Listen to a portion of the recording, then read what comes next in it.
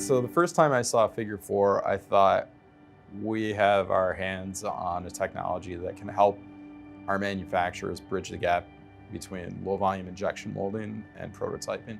That's key for product development and really product launch.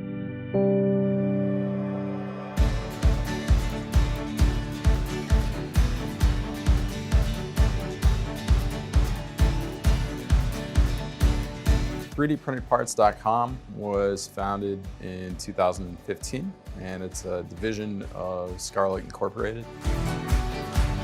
Figure 4 standalone fits really well into our product portfolio in that it's simple to use, it's office friendly, it's a hand pour system, so we really only have to allocate the amount of material that we're going to use for the job.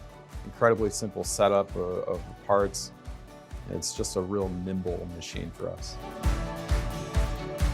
Figure 4 and 3D Sprint are a godsend. They work really well together. The support generation is phenomenal. Really, the machines worked right out of the box. You uncrate it, plug it in, connect it to the network, add some material, and you're ready to roll. So the first project we had with Figure 4 standalone was really a grand slam from our perspective. Our customer brought a part into us that they had been struggling to 3D print.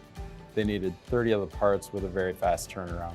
So both parts were printed in a draft mode, but with FDM style 3D printing, there were very noticeable layer lines and even some part defects. With Figure 4, they didn't experience any of that. Parts flowed smoothly and they realized zero interruptions on their line.